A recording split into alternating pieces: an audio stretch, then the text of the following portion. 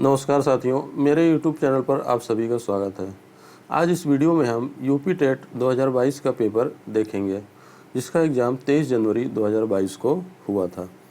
तो ये प्राथमिक स्तर का पेपर है और ये आपका जो टेट का पेपर है वो 2.5 घंटे का होगा और इसमें कोई भी नेगेटिव मार्किंग आपकी नहीं होगी।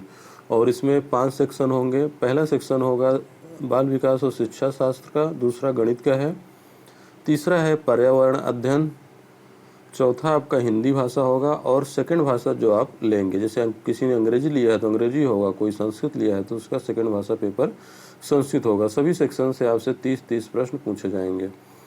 तो आइए पहले हम बाल विकास और शिक्षा शास्त्र का पेपर देखते हैं।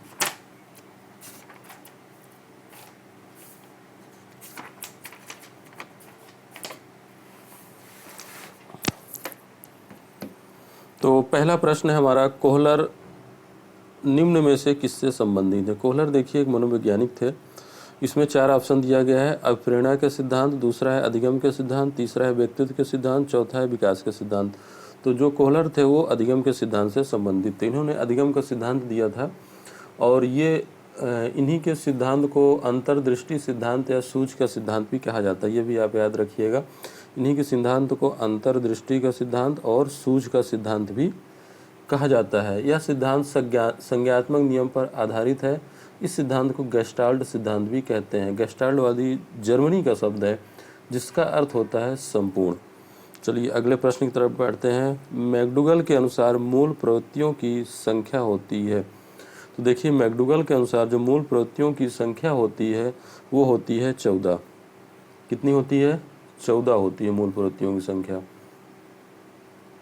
मानव की मूल प्रवृत्तियां 14 होती हैं और मूल प्रवृत्तियों के सिद्धांत को विलियम मैकडूगल नाम थे। इनका पूरा नाम इनका था विलियम मैकडूगल। विलियम मैकडूगल ने दिया था, तो ये आपको याद रखना है। तीसरा प्रश्न है, मानसिक उद्वेलन प्रतिमान का प्रयोग निम्न में से किसके शिक्षण हेतु किया जाता है। 4 ऑप्शन है आपके सामने, बताइए कौन सा सही होगा। पहला है समझ, दूसरा है समस्या समाधान, तीसरा है सृजनात्मकता, चौथा है अनुप्रयोग।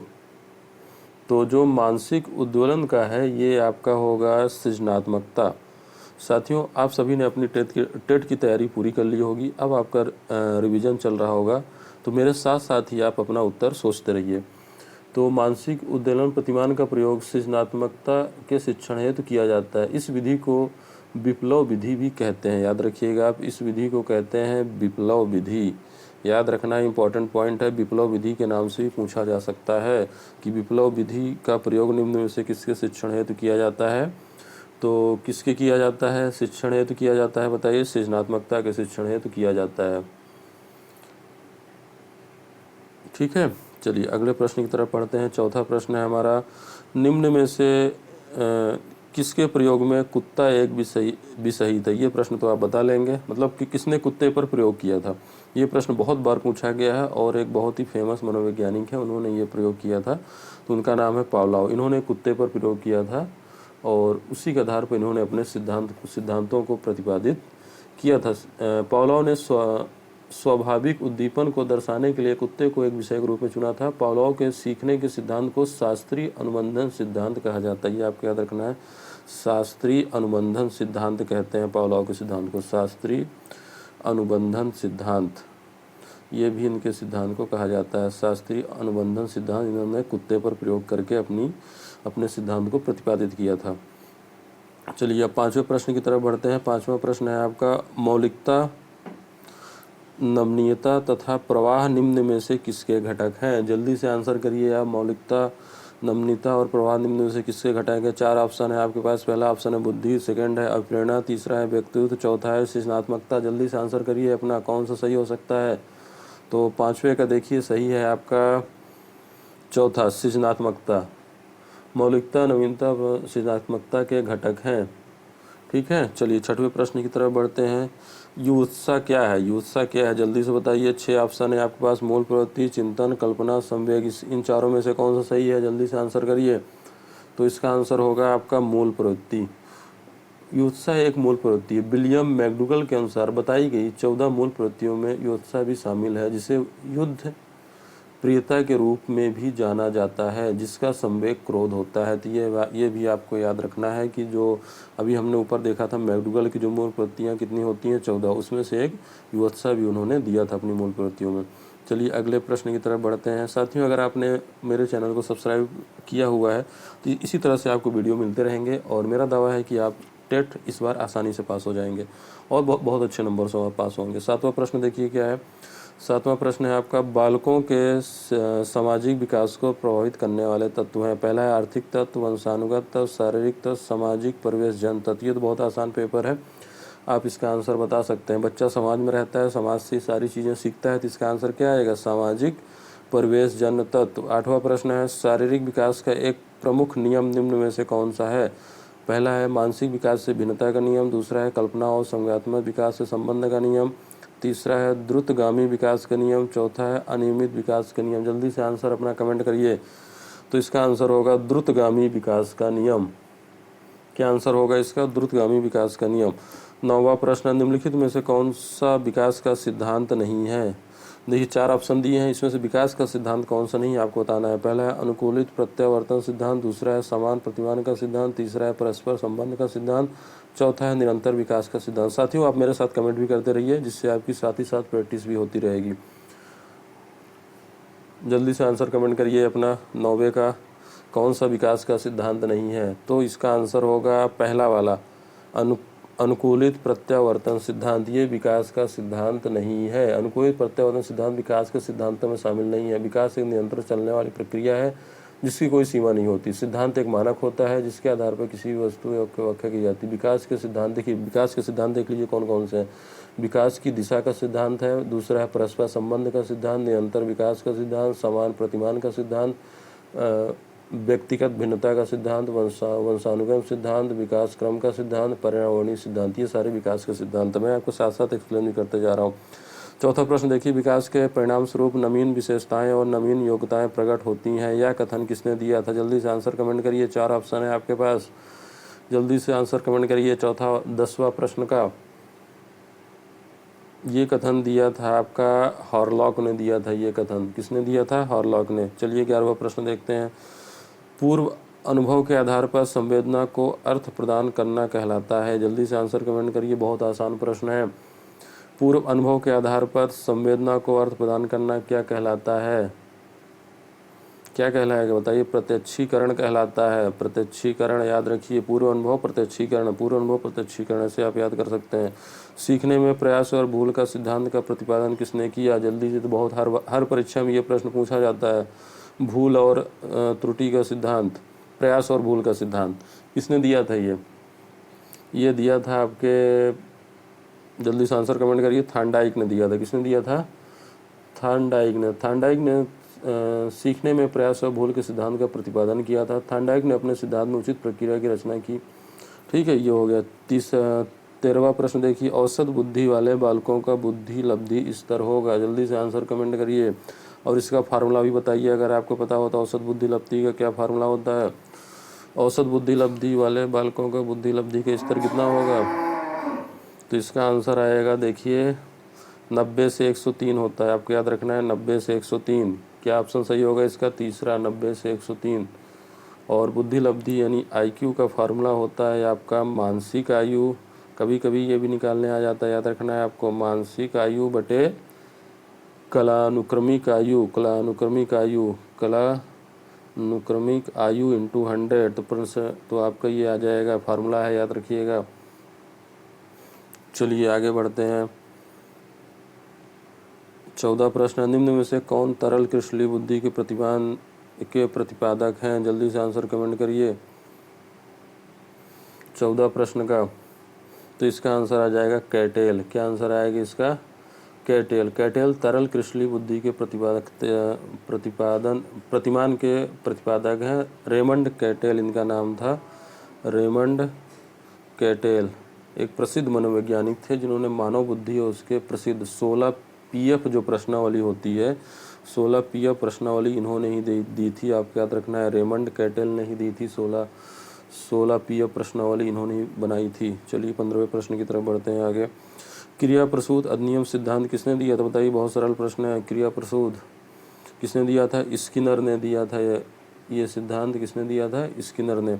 चलिए 16वां प्रश्न है, ब्लूप्रिंट निम्न में से किसका महत्वपूर्ण घटक है? तो इसका आंसर आएगा परीक्षण निर्माण का। 17वां प्रश्न है, विकास की पूर्व संक्रिय अवस्था निम्न में से किसने दी थी? जल्दी से बताइए। ये तो सबको पता है, जीन पियाजे ने दी थी। इनकी कितनी अवस्थाएं थी? जल्दी कमेंट करिए आप। इन्होंने 4 अवस्थाओं का वर्णन किया था। जीन पियाजे ने 4 अवस्थाएं बताई थी विकास की। पहली थी 0 से 2 वर्ष तक के लिए, और इसका नाम रखा था इंद्रिय जनित गामक। इसका जो नाम था आपके वो था इंद्रिय जनित गामक अवस्था। दूसरी अवस्था इन्होंने 2 से 7 वर्ष के लिए बताई थी, जिसका नाम रखा था पूर्व संक्रियात्मक अवस्था। याद रखना है आपको। तीसरा इन्होंने 7 से 11 वर्ष का बताया था, इसका नाम रखा था मूर्त संक्रियात्मक अवस्था। और चौथा इन्होंने 11 वर्ष से ऊपर का बताया था, इसका नाम रखा था अमूर्त संक्रियात्मक अवस्था। तो इन्होंने 4 अवस्थाएं दी थी, याद रखिएगा आप। चलिए 18वें प्रश्न की तरफ बढ़ते हैं। MPPI परीक्षण का उपयोग निम्न में से किसके मापन में किया जाता है? जल्दी बताइए। पहला ऑप्शन है व्यक्तित्व, दूसरा है सृजनात्मकता, तीसरा है संप्राप्ति, चौथा है बुद्धि। तो किसके किया जाता है? व्यक्तित्व के उसमें किया जाता है। अब इसका पूरा नाम आपसे पूछ सकता है, MPPE। तो इसका पूरा नाम आप जान लीजिए, मिनीसोटा। M से मिनीसोटा हो गया, मिनीसोटा मल्टीफैसिक। क्या नाम है? Minnesota multiphasic, Minnesota multiphasic personality inventory. ई से है इन्वेंट्री, पी से है पर्सनालिटी। ठीक है, मिनीसोटा मल्टीफैसिक पर्सनालिटी इन्वेंट्री नाम है इनका, इसका पूरा नाम है ये।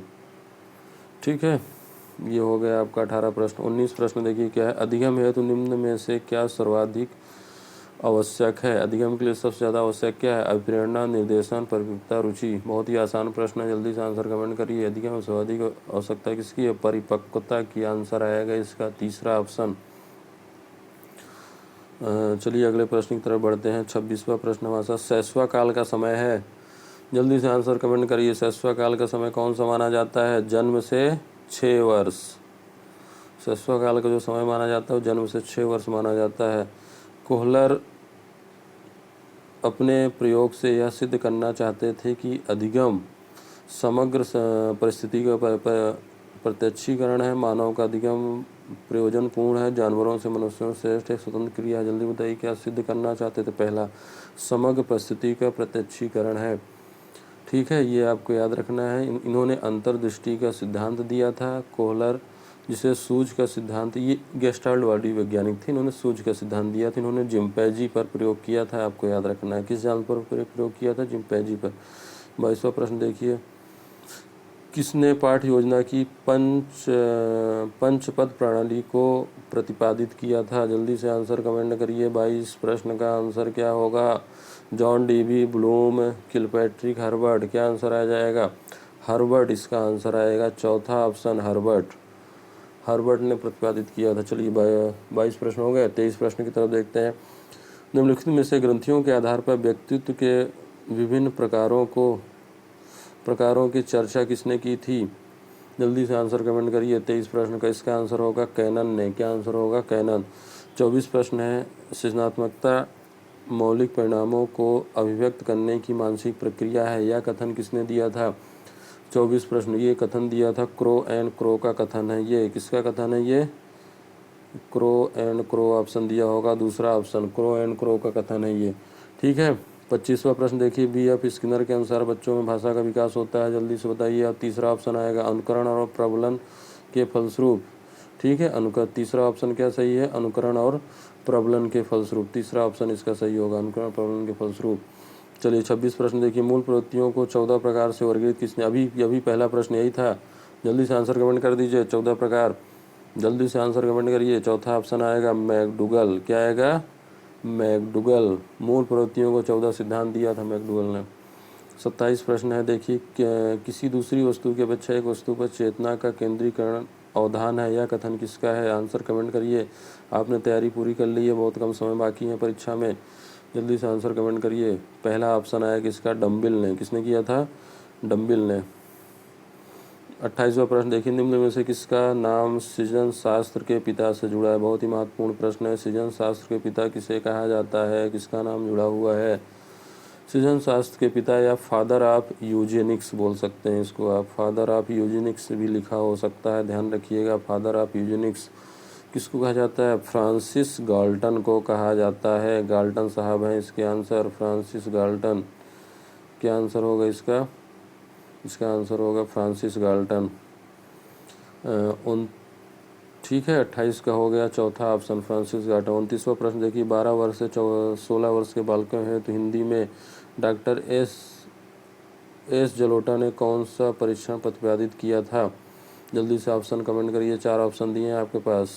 इसका आंसर होगा 29 का चौथा वाला, साधारण मानसिक योग्यता परीक्षण।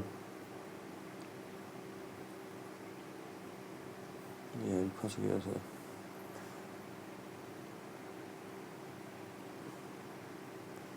ठीक है, ये हो गया आपका। अब चलिए आगे बढ़ते हैं, 30वां प्रश्न लेते हैं।